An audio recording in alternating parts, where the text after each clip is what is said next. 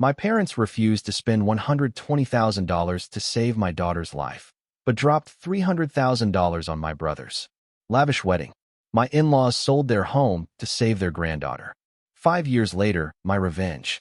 Left my parents with nothing. You know, sometimes life throws you a curveball so cruel, so utterly unjust, it makes you question everything you thought you knew about family. Imagine staring into the eyes of your own parents, the people who raised you, only to realize they'd chosen a lavish, unnecessary wedding over your child's. Life-saving treatment. That moment, that unthinkable betrayal, shattered my world and forced me to redefine what true family really meant. Growing up in the quiet suburbs of Boston, ours was, on the surface, the quintessential upper-middle-class family. My dad, Harold, was a sharp financial advisor at a big firm, and my mom, Barbara, ran a chic boutique downtown. We had the sprawling colonial house, the perfectly manicured lawn, annual beach vacations. Money was never a concern. From the outside, we were the picture of American success. But inside our carefully constructed walls, a different story was playing out. My younger brother, Alexander, 3 years my junior, was the undisputed golden child. He had this natural charisma that seemed to charm everyone, especially our parents. Where I'd get practical gifts for my birthday, Alexander would unwrap the latest gaming systems and designer clothes. When I brought home a report card brimming with straight A's, I'd get a quiet nod of approval. But if Alexander managed to scrape by with B's and C's, it was cause for a celebration dinner at his favorite restaurant. Alexander just processes information differently, my mom would explain to his teachers, a tight smile on her face. He's more of a creative spirit. It was a constant, subtle sting. Despite the glaring favoritism, I kept my head down. I focused on building my own future, pouring myself into every academic club, earning scholarships, and setting my sights on engineering school. Alexander, meanwhile, bounced from interest to interest weekly, abandoning each new passion as quickly as it arose. You need to be more like your brother, Jason, my father would tell me during our rare, awkward heart-to-hearts. People skills will take you further than book smarts. The message was clear. My achievements, my diligence, were less valuable than Alexander's effortless charm. When college applications came around, I earned a partial scholarship to MIT. My parents covered the remaining tuition, but made it abundantly clear it was an investment they expected me to repay through a successful career. Alexander, on the other hand, decided college wasn't his path at all. Instead, he proposed traveling Europe to find himself. My parents funded his year abroad without a moment's hesitation, calling it an educational experience. The double standard was a bitter pill. It was at MIT that I met Rebecca. She was a breath of fresh air, so different from the polished daughters of my parents' friends they constantly tried to set me up with. Rebecca came from a modest background. Her father, Frank, was a high school science teacher, and her mother, Martha, a nurse. Rebecca was brilliant, studying biochemistry on a full academic scholarship and working part-time to cover her living expenses. She was kind, incredibly grounded, and her quiet strength drew me in immediately. When I brought Rebecca home to meet my parents during our second year of dating, their disapproval was a heavy, unspoken cloud. The pointed questions about her family's background, the subtle comments about marrying within one's social circles, and my mother's strained, tight smile, it all told the story. But Rebecca handled their thinly veiled judgment with such grace and dignity that I fell even more deeply in love with her. Alexander, meanwhile, had returned from Europe with plenty of stories, but absolutely no direction. He dabbled in community college programs for 2 semesters before dropping out to launch a revolutionary social media app that, predictably, went nowhere. My parents funded each of his ventures without question, always ready with encouragement and open checkbooks. Then Alexander met Heather, the daughter of a prominent real estate developer, and my parents were ecstatic. Heather came from money, understood their social circle, and, most importantly, had connections that could benefit Alexander. Their approval was instant and wildly enthusiastic. Rebecca and I married after graduation in a modest ceremony, largely paying for it ourselves. My Parents contributed the bare minimum that was socially acceptable, making comments about our sensible approach. Alexander and Heather's engagement came just 2 months after ours, but the difference in how our parents responded was staggering. From the moment their announcement was made, my mother was planning what was clearly destined to be the wedding of the century. Despite these ongoing family dynamics, Rebecca and I built a life we were genuinely proud of. I secured a solid position at an engineering firm, and Rebecca began working in pharmaceutical research. We saved diligently, bought a small but comfortable home in a good school district, and lived within our means. Then, 3 years into our marriage, we found out Rebecca was pregnant. It was, without a doubt, the happiest moment of our lives. Lily came into the world on a rainy Tuesday morning, a tiny, perfect being with Rebecca's warm amber eyes and my dark hair. The moment I held her, cradled her fragile weight, I understood what unconditional love truly meant. I vowed then and there that Lily would never question her worth or feel the sting of favoritism the way I had growing up. My parents came to the hospital bearing appropriate gifts and congratulations. But even in this sacred, joyous moment, the comparisons emerged. "She's lovely," my mother commented, holding Lily, though not quite as alert as Alexander was as a newborn. My heart sank. When Alexander and Heather had their son, Ethan, just a year later, my parents visited them daily. For 2 weeks straight, they hired a night nurse and spoke incessantly about how extraordinary their grandson was. The pattern was established early. While my parents would occasionally babysit Lily, they'd take Ethan for entire weekends. Birthday gifts for Lily were tasteful but modest, while Ethan received extravagant presents that far exceeded what was appropriate for a child his age. The cycle I had experienced was already continuing into the next generation, but I was determined that Lily would never feel less than worthy. Despite these jarring family dynamics, the first 5 years of Lily's life were largely happy ones. Rebecca and I poured our love and attention into raising a kind, curious little girl who approached the world with wonder. We had no idea that our family bonds were about to be tested in ways we could never have imagined. The first signs were so subtle that we almost missed them. Lily, normally bubbling with 5-year-old energy, seemed tired more often. She complained of headaches that would come and go. Her appetite diminished, and she'd sometimes wake up at night in discomfort. As attentive parents, Rebecca and I noticed these changes, but pediatrician visits repeatedly resulted in diagnoses of common childhood ailments, a virus, growing pains, perhaps mild allergies. Kids this age pick up everything at kindergarten, Dr. Peterson assured us. Keep an eye on her, but don't worry too much.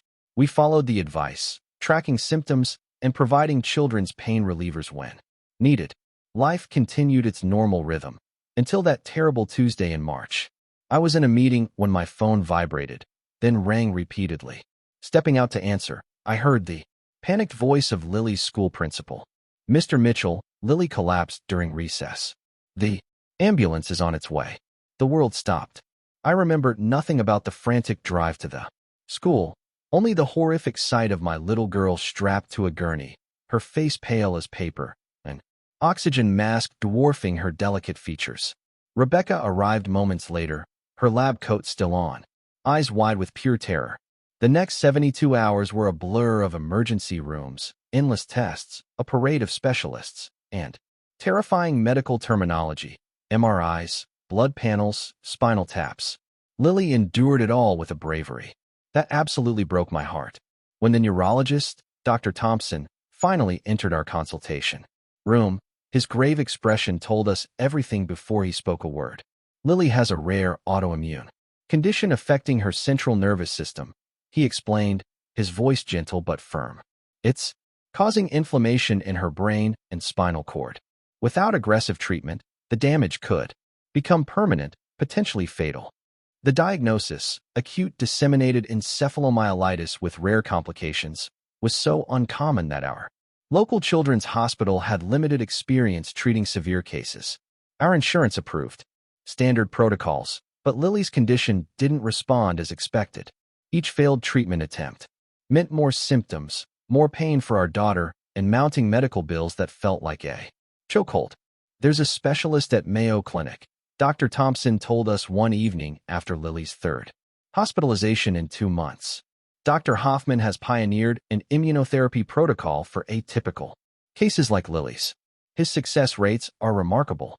The unspoken, however, hung heavy in the air. I knew, without asking, that our insurance wouldn't cover experimental treatments, especially at an out-of-state facility. How much? Rebecca asked, her voice steady despite the tremor in her hands.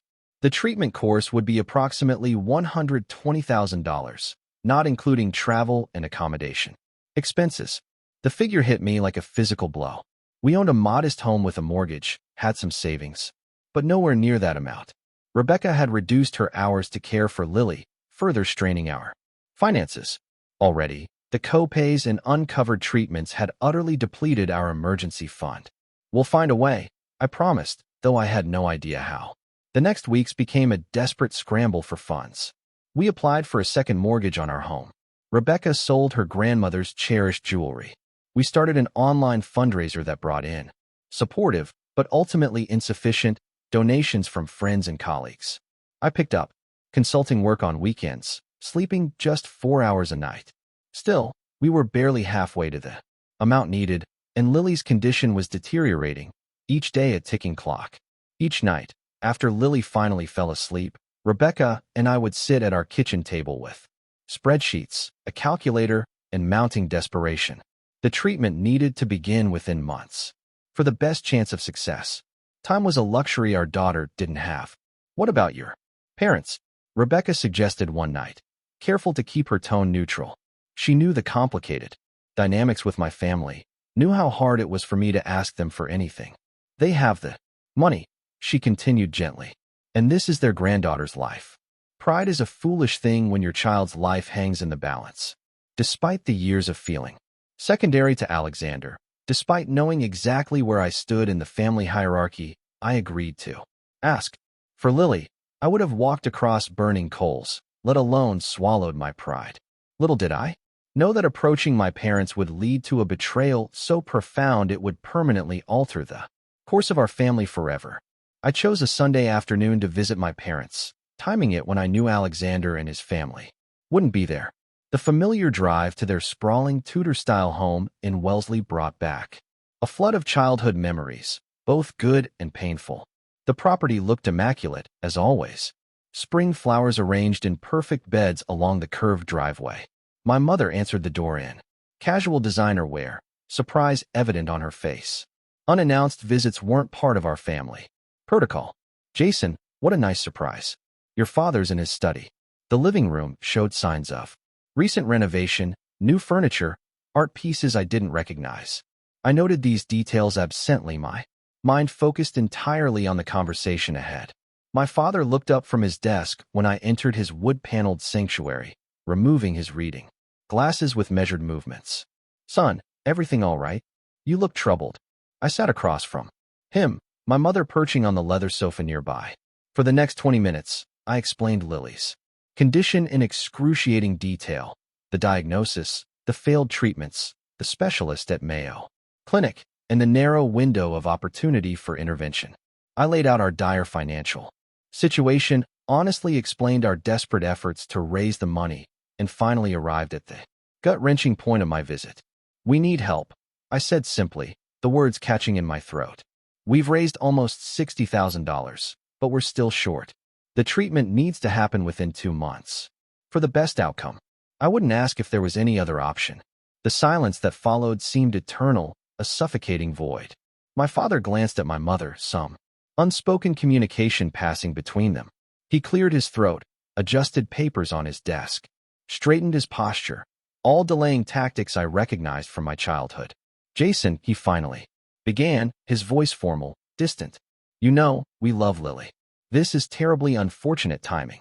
Timing, I repeated, not comprehending, my mind struggling to grasp what he was saying. We've committed significant funds to Alexander and Heather's wedding. My mother interjected, her voice clipped, dismissive. The venues required substantial deposits, most non-refundable at this point. I stared at her, waiting for the punchline that never came. The wedding is in 4 weeks, my father continued, his gaze unwavering. We've already invested over $300,000, with final payments coming due. The guest list includes important business contacts, partners from my firm, Heather's family's connections. You're saying you can't help save Lily's life because of Alexander's wedding? I asked, my voice barely controlled, a cold fury beginning to build inside me. That's not what we're saying, my mother replied quickly, defensive. It's just that we made these commitments to Alexander and Heather years ago. We promised them the wedding of their dreams. Our social standing, your father's business relationships. These events matter in our circles. More than your granddaughter's life? The words came out sharp, cutting through the polite veneer. My father sighed, pinching the bridge of his nose. Don't be dramatic, Jason. Children get sick and recover all the time. Have you considered less expensive treatment options? Perhaps a payment plan with this specialist. We've explored every option, I responded, ice forming around my heart. This isn't elective surgery. This is Lily's life.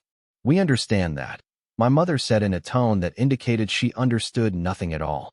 But surely there are other resources, medical trials, charity organizations. You've always been resourceful, Jason.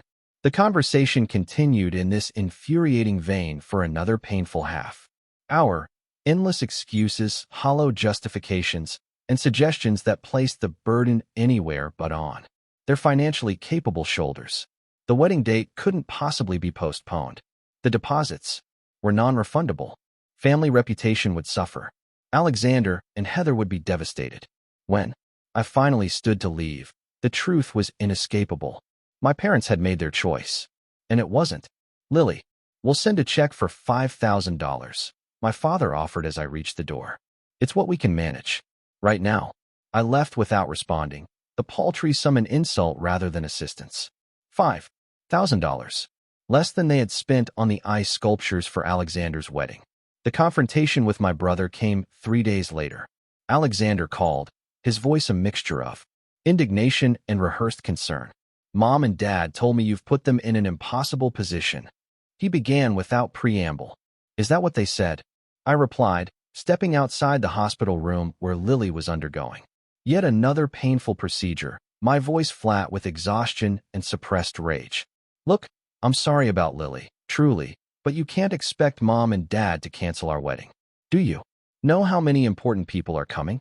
Heather's father has business associates flying in from Europe. I didn't ask them to cancel your wedding, Alexander. I asked for help saving my daughter's life.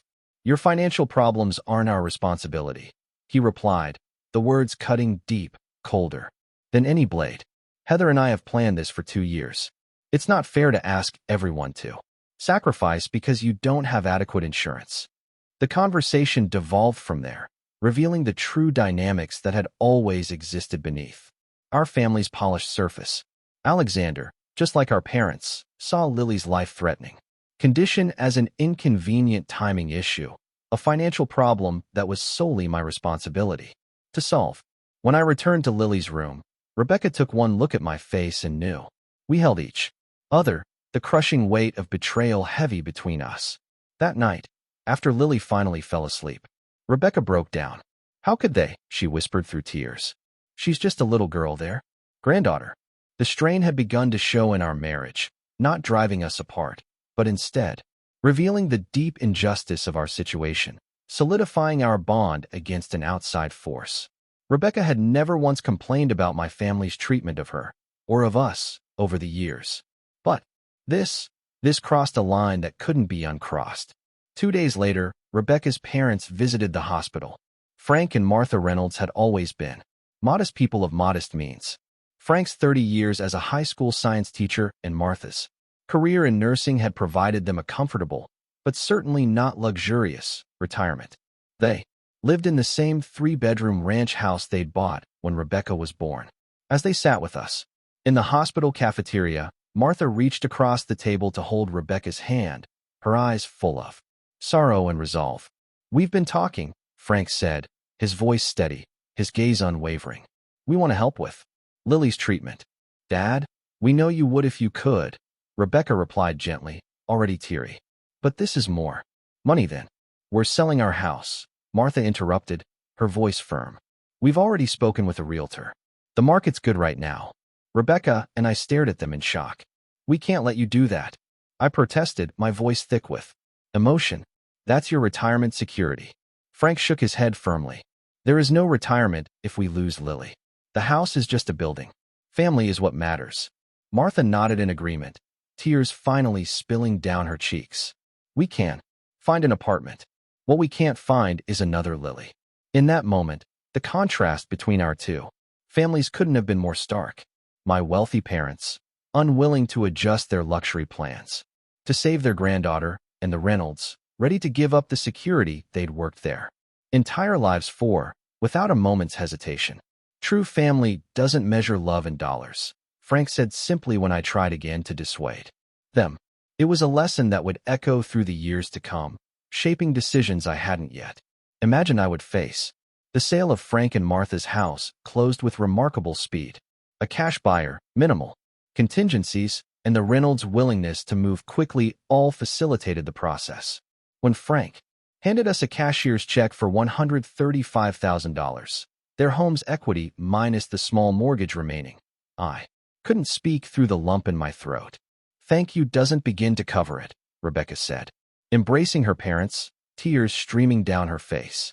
Just bring our girl back to health, Martha replied, her eyes shining with unshed tears. The bittersweet reality of having secured the money through such profound sacrifice weighed heavily. As we made arrangements for Lily's treatment, Dr. Hoffman's office in Rochester scheduled her for the following week. And suddenly, our focus shifted entirely to logistics, flights, accommodations. Near the clinic, arranging leave from our jobs. The Mayo Clinic stood like a beacon of hope, its reputation for medical miracles preceding it. Dr. Hoffman, a grandfatherly man with kind eyes and confident hands, reviewed Lily's case with careful attention. It's good you've come now, he told us after examining Lily. Another month of progression would have made recovery much more challenging. The treatment protocol was intensive, a combination of specialized immunotherapy, plasmapheresis to remove the antibodies attacking Lily's system, and targeted medications available only through this program. Each day brought a new medical challenge, a new procedure for our little girl to endure. Through it all, Lily showed a courage that humbled me. It's okay, Daddy, she would say, her tiny voice soft, when I struggled to maintain composure during painful procedures. The medicine hurts now, but makes me better later. Rebecca stayed by Lily's side constantly, sleeping on the uncomfortable parent cot in her room, learning every medication and procedure schedule by heart. I alternated between being there and working remotely whenever possible, my employer showing more compassion than my own family had. Frank and Martha had moved into a one-bedroom apartment near their former neighborhood, downsizing their lifetime of possessions without complaint. They called daily for updates, their voices always cheerful despite the enormous sacrifice they'd made. Meanwhile, elaborate preparations for Alexander and Heather's wedding continued unabated. My mother called occasionally, asking brief, superficial questions about Lily before launching into excited details about the wedding arrangements. The renowned chef they'd secured, the string quartet from Juilliard, the vintage champagne being imported. 2 weeks into Lily's treatment, the formal invitation arrived at our temporary housing near the clinic. Thick cream cardstock with gold embossing announced the honor of our presence at what was clearly the social event of the season. The RSVP card included meal choices that probably cost more per plate than we were spending daily on groceries. You don't have to go, Rebecca said, watching my face as I examined the invitation, knowing the internal battle I was fighting. I know, I replied, but not going would just give them ammunition. They'd say we're bitter, jealous, trying to ruin their special day. The decision to attend wasn't easy. Lily would be between treatment phases, stable enough for Rebecca to manage for the weekend. My presence at the wedding was about appearances, maintaining the facade of family unity that my parents valued so highly. I flew back to Boston alone, checked into a hotel rather than staying at my parents' home, and arrived at the historic mansion venue precisely on time. The spectacle that greeted me was even more ostentatious than I'd imagined. Sculptures of Alexander and Heather adorned the entrance. Rare orchids imported from Thailand cascaded from every surface. A champagne fountain stood in the center of the cocktail hour space, vintage Dom Perignon, flowing endlessly. Waitstaff outnumbered guests 2-1, offering delicacies on silver trays. A 10-piece orchestra played softly in the background. "Jason, you made it." My mother air-kissed near my cheeks, careful not to disturb her immaculate makeup. "How wonderful. Everyone's been asking about you. Have they asked about Lily?" I replied quietly, my voice barely a whisper. Her smile faltered. "Momentarily. Let's focus on happy things today, darling. It's your brother's special day." Throughout the evening, I maintained a polite facade, accepting congratulatory handshakes, making appropriate small talk, raising my glass for toasts. Inside, I was calculating. The seafood tower at the raw bar could have paid for 2 days of Lily's medication. The elaborate floral arrangements cost more than our monthly mortgage. The celebrity DJ my brother had flown in from Los Angeles commanded a fee that would have covered Lily's entire hospital stay, $300,000, on display, while my daughter fought for her life with money from her other grandparents. Sacrificed home. The breaking point came during the reception. My mother, champagne glass in hand, approached me at my carefully selected table, far from the main action. "Darling," she began, her voice a low purr. "Several people have noticed you seem withdrawn. I understand you're dealing with difficulties, but could you make a bit more effort for Alexander?" Something snapped inside me. "Difficulties?" I hissed, unable to contain the years of resentment. "My daughter is fighting for her life, while you throw money at ice sculptures and imported flowers." "Keep your voice down," she hissed back, her eyes flashing with anger. "This isn't the time or place." "When is the time?" I shot back, my voice barely above a whisper, but vibrating with raw emotion. "When Lily's condition became critical? When Rebecca's parents sold their home while you wrote a check for the honeymoon villa in Santorini? When exactly should I have brought this up?" She straightened, her social mask firmly back in place, her expression cold and unfeeling. "You've always had a flair for drama, Jason. Always competing with your brother. Some things never change." It was the dismissal in her tone, the complete failure to acknowledge the reality of our situation, that finalized something in me. I placed my napkin on the table, stood up, and looked at her directly. "You're right about one thing. Some things never change. But I have." I walked out of the reception hall, ignoring the curious glances, the whispered comments, the symphony of their perfect, hollow world. Outside, in the cool evening air, I took my first deep breath in months. Something had shifted fundamentally. The ties that had bound me to toxic family expectations, to their impossible standards, had finally begun to unravel. I returned to Rochester. The next morning, to my wife and daughter, to the people who truly constituted my family. I didn't yet know how our story would unfold, but I knew with certainty that this chapter with my parents had closed. Lily's treatment continued for another 6 grueling weeks, a roller coaster of improvements and terrifying setbacks that tested our endurance. Dr. Hoffman remained cautiously optimistic, noting small victories that built upon each other, improved blood work, better neurological responses, longer periods of normal energy. "She's responding well," he told us during a Friday consultation. "Better than many cases I've seen with similar presentation." The moment Lily took her first steps, without assistance after weeks of therapy, Rebecca and I held each other, tears flowing freely. Our daughter was fighting her way back, one painful, courageous step at a time. By month 3, we returned home with a recovery protocol, a strict medication regimen, and follow-up appointments scheduled. The financial aftermath was staggering. Despite the Reynolds' incredible contribution, we had depleted our savings, maxed out credit cards, taken a second mortgage, and still faced ongoing medical expenses not covered by insurance. I returned to work full-time, while Rebecca balanced part-time research hours with Lily's care and appointments. Most evenings found me at the kitchen table after Lily's bedtime, sorting bills into piles of urgent, critical, and somehow deferrable. To make ends meet, I took on consulting projects on weekends, designing systems for startups willing to pay premium rates for quick turnarounds. Sleep became a luxury, averaging 4 to 5 hours most nights. The physical toll was evident in the weight I'd lost, the gray that had appeared at my temples practically overnight. Frank and Martha had settled into their small apartment with remarkable grace. They'd furnished it, sparsely with items from their former home, donating or selling most of their possessions. Whenever we expressed guilt over their sacrifice, Martha would wave away our concerns. "We have everything we need," she would say, a serene smile on her face. "And we have Lily getting better. That's worth more than any house." The contrast between the Reynolds' contentment despite material loss and my parents' relentless materialism had never been more stark. Frank and Martha found joy in simple Sunday dinners at our home, in watching Lily regain strength, in being present for the small, precious victories of her recovery. My parents, meanwhile, called rarely and visited never, always, with excuses about busy schedules and social obligations.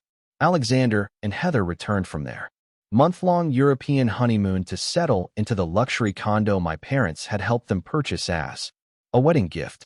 Alexander started yet another business venture, an exclusive membership club for young professionals, again with seed funding from our parents. Initial press coverage was favorable, leveraging connections from Heather's family to gain attention. 6 months into Lily's recovery, an unexpected opportunity arose from the darkness we'd endured. During a routine follow-up with Lily's local specialist, I mentioned the difficulties we'd had with her medication delivery system. The specialized pump that administered her ongoing treatment was cumbersome, prone to user error, and caused her unnecessary discomfort. "I've actually been working on a design improvement," I admitted, showing the doctor sketches I'd made during long, sleepless hospital nights. Dr. Thompson studied my drawings with growing interest. "This could work. The current system has limitations that frustrate many families." That conversation led to meetings with medical device engineers, preliminary prototypes developed in my garage workshop, and eventually, a partnership with Trevor Wilson, my college roommate, who now worked in medical technology development. "This has real potential, Jason," Trevor said after reviewing my designs. "It solves actual problems for real patients. With some refinement, we could take this to market." Starting a company while still managing Lily's recovery and working full-time was madness by any rational standard. Yet, the possibility of creating something that could help other families facing similar medical challenges drove me forward. Rebecca supported the vision completely, often joining brainstorming sessions at our dining room table late into the night. Trevor and I formed Mitchell Medical Innovations, investing our personal savings to develop a working prototype of the improved medication delivery system. We applied for patents, navigated the complex regulatory landscape of medical devices, and pitched to skeptical investors who questioned our credentials and experience. The first year was brutal. Rejection after rejection, technical setbacks that felt insurmountable, moments of doubt that had me questioning the entire endeavor. There were nights I nearly gave up, exhaustion clouding my judgment and eroding my confidence. "We can't quit," Rebecca would remind me during these dark moments. Not just for us, but for all the other families struggling with the same problems. Our breakthrough came when a pediatric medical conference accepted our application to demonstrate the prototype.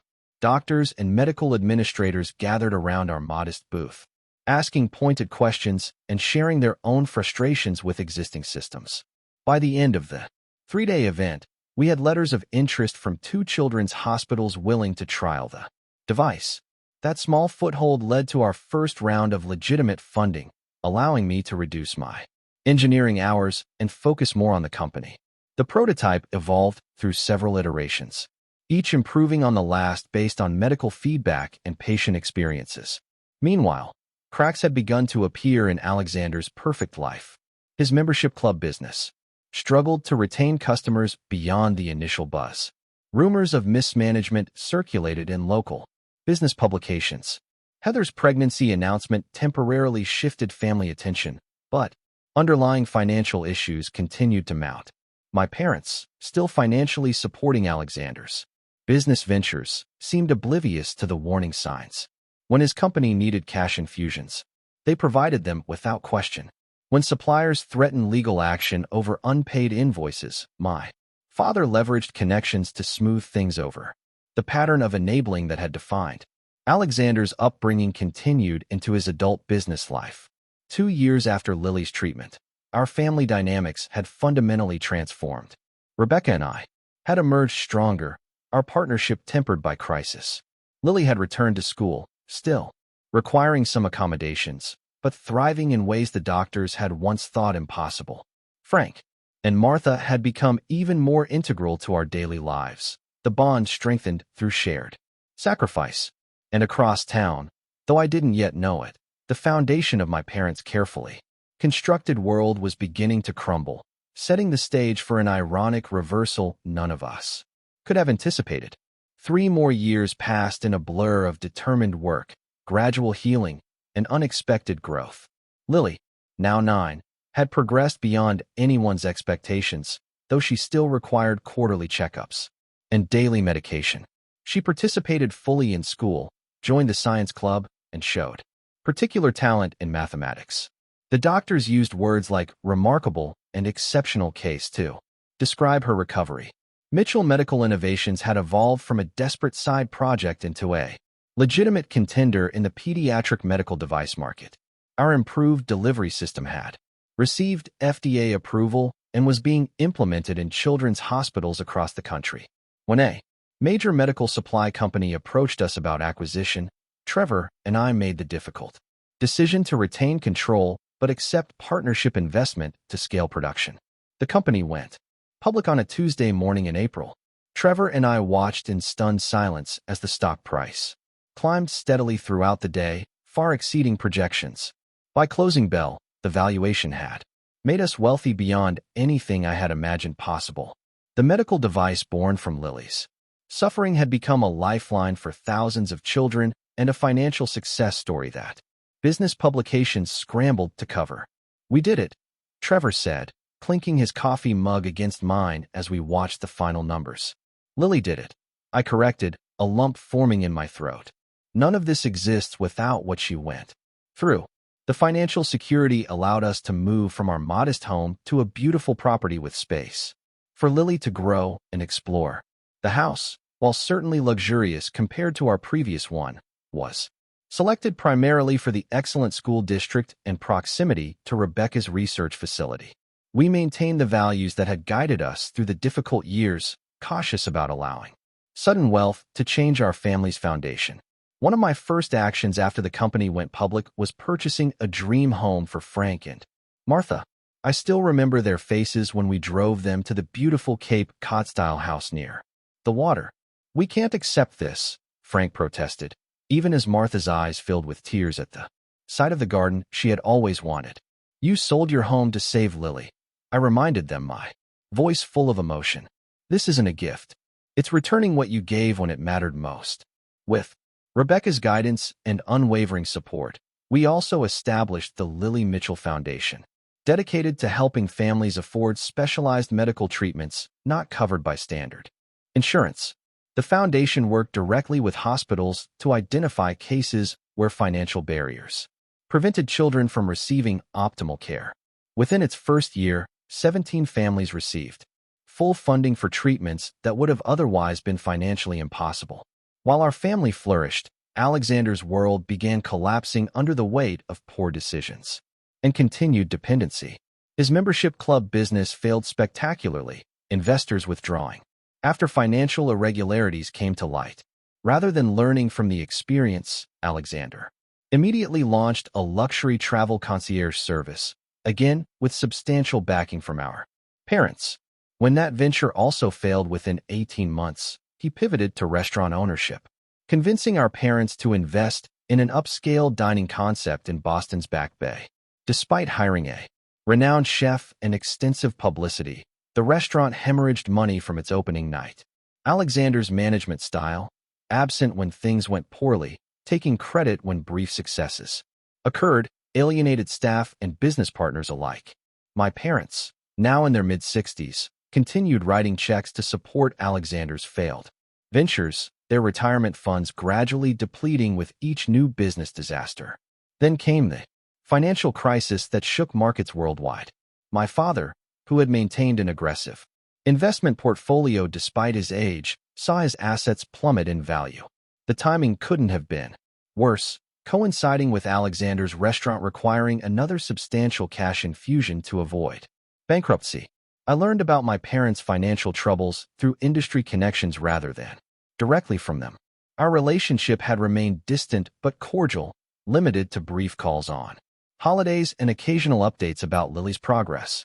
They had never visited our new home, had never acknowledged the success of my company, had maintained the pattern of emotional distance that had defined our relationship for decades. The final blow to their financial security came when my father experienced a severe heart attack, requiring complex cardiac surgery and extended rehabilitation. Their premium health insurance, while comprehensive, didn't cover experimental procedures recommended by specialists. The irony of the situation, medical costs exceeding insurance coverage, wasn't lost on me. Alexander's response to the family crisis was predictable. Rather than stepping up to support our parents, he and Heather sold their luxury condo, purchased a smaller home in a less prestigious neighborhood, and announced they needed to focus on their own family's security. The son who had received endless financial support when times were good was nowhere to be found when sacrifice was required. 5 years after they had refused to help save my daughter's life, my parents found themselves in a position eerily parallel to the one Rebecca and I had faced: medical bills mounting, insurance insufficient, retirement funds depleted, and the son they had always favored unwilling to adjust his lifestyle to help. The call came on a Sunday evening as our family finished dinner. Seeing my father's name on the caller ID was surprising enough to cause a momentary pause before I answered. Jason, my father's voice sounded older, more fragile than I remembered. I wonder if we might come by to speak with you. There's something important we need to discuss. The conversation was brief, arrangements made for them to visit the following evening. After ending the call, I sat in silence, processing the implications of what was clearly coming. They need money, Rebecca stated simply, knowing without being told. Yes, I replied, a complex mix of emotions washing through me: vindication, anger, sadness, and, underneath it all, a surprising sense of compassion. After all this time, they needed my help. The irony wasn't lost on Lily, now old enough to understand the family dynamics at play. Are you going to help Grandpa and Grandma, Dad? She asked as Rebecca cleared the dinner dishes. I don't know yet, sweetheart, I answered honestly. Sometimes helping people and doing the right thing gets complicated when history is involved. As my parents' car pulled into our driveway the next evening, I found myself at a crossroads I never expected to face, one where justice and mercy would need to find balance in the shadow of past betrayal. My parents looked smaller somehow as they entered our home, diminished by circumstances and time. My mother's designer clothes, while still expensive, showed signs of age. My father moved cautiously, the cardiac episode having left its undeniable mark on his once commanding presence. Their eyes widened, taking in our home, not ostentatious by wealthy standards, but certainly evidence of financial success. Rebecca greeted them with more warmth than I could have managed, offering refreshments and making comfortable small talk. Lily, curious about these grandparents who had been peripheral figures in her life, introduced herself with the confidence of a child who knows she is deeply loved. You've grown so much, my mother commented awkwardly. You look just like your father did at your age. Eventually, we settled in the living room, the purpose of their visit hanging unspoken between us. My father cleared his throat, pride visibly wrestling with necessity. Your company has done very well, he began, his voice strained. We've read about your success in the business journals. Yes, I replied, simply, not making this easier for him. We're proud of what you've accomplished, my mother added quickly, perhaps sensing the tension. Always knew you had potential. The silence stretched uncomfortably until my father finally addressed the purpose of their visit. Jason, we find ourselves in a difficult position. The market downturn affected our investments significantly. Alexander's businesses required substantial support over the years, and now these medical expenses. He gestured vaguely at his chest.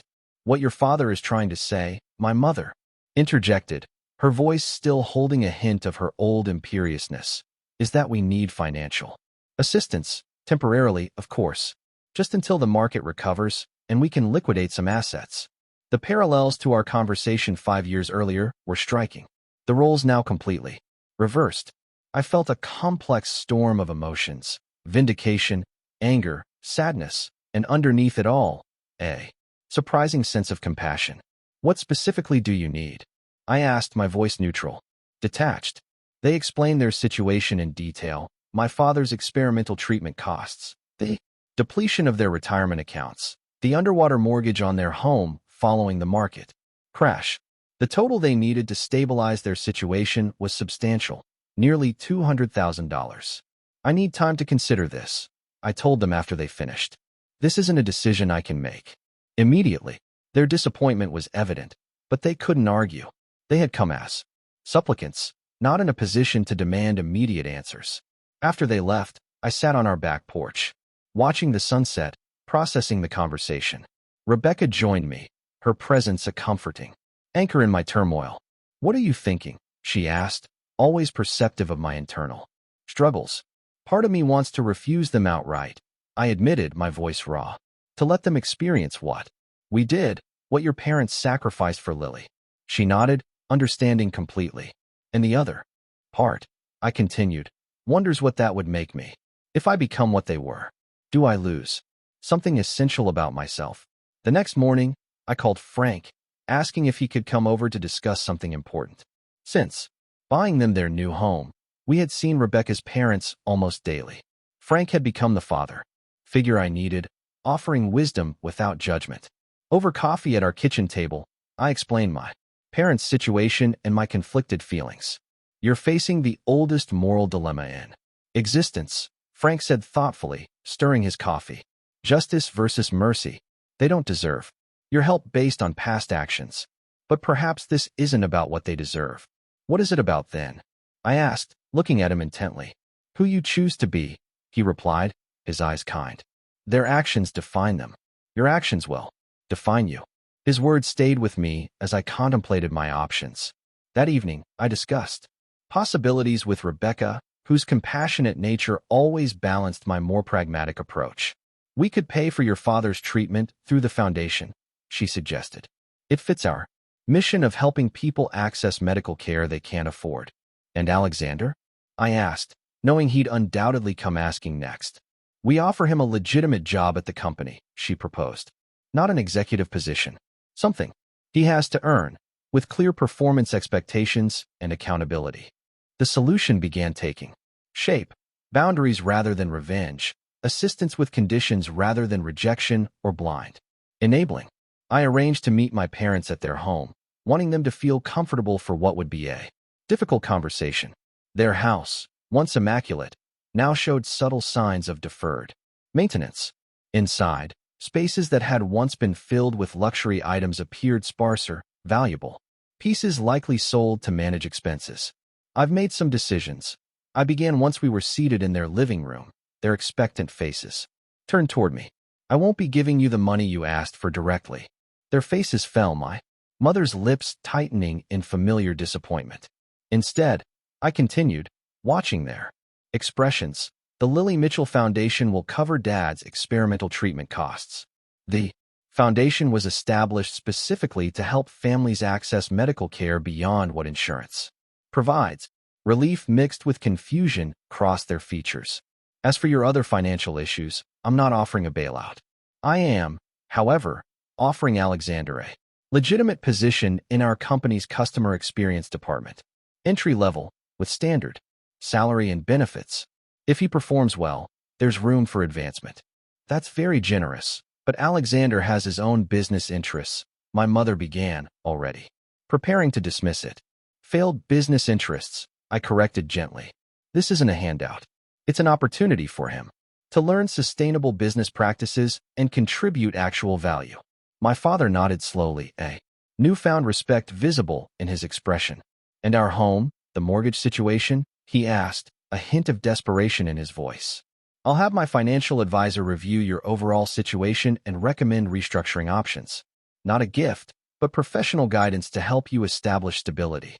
You'll need to downsize life within more modest means. The lifestyle you've maintained isn't sustainable anymore." The conversation continued for hours, moving from their initial entitlement through reluctant acceptance to the beginnings of genuine humility. For perhaps the first time, my parents began to see me clearly, not as the less favored son seeking approval, but as a man who had built something meaningful despite their lack of support. When I returned home that evening, Lily was waking up past her bedtime, curious about the outcome. "Did you help Grandma and Grandpa?" she asked as I tucked her in. "In a way," I explained. "I'm helping with Grandpa's medical treatment, like how we help other families through our foundation." She considered this thoughtfully, her brow furrowed. "Because it's the right thing to do, even if they didn't help me when I was sick." The wisdom of children often surpasses our own. "Yes, exactly that," I said, kissing her forehead.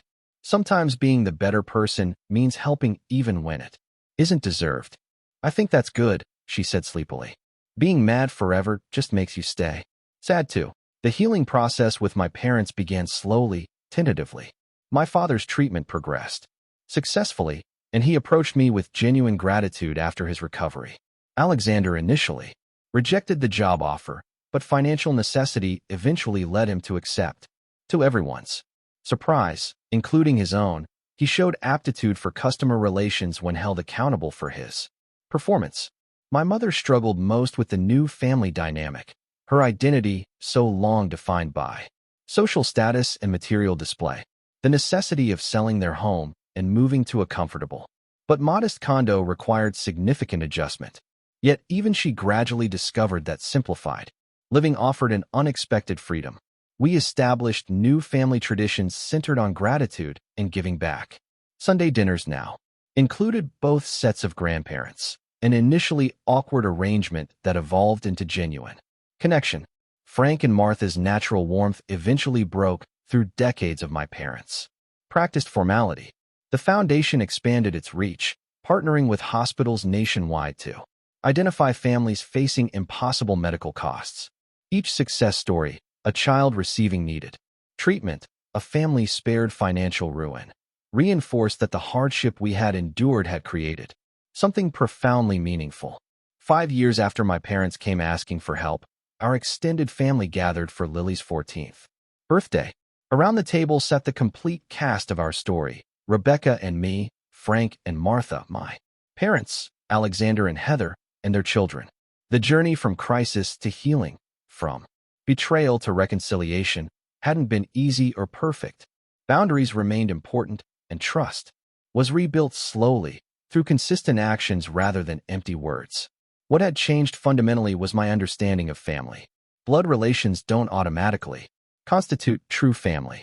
True family proves itself in crisis, stands steadfast when sacrifice is required, celebrates genuine success without jealousy, and values people above possessions or appearances.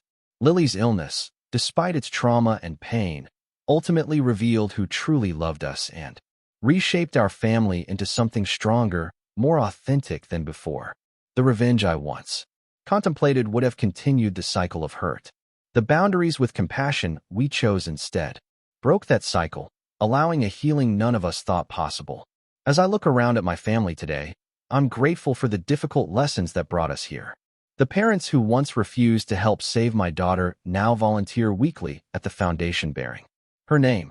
The brother who once dismissed our crisis as financial problems now works diligently to support other families facing similar circumstances. We can't choose our blood relations, but we can choose who we call family and how we respond when those relationships are tested. Sometimes the most powerful response to betrayal isn't revenge, but creating something better from the broken pieces. If my story resonates with you, I'd love to hear about your own experiences with family challenges and how you navigated them. Have you ever had to choose between justice and mercy with family members? How did you balance holding boundaries while still leaving room for reconciliation? Drop your thoughts in the comments below. Hit that like button if this story touched you, and subscribe to hear more real-life journeys through family complications. Thank you for listening to my story. And remember that sometimes our greatest pain can lead to our most meaningful purpose.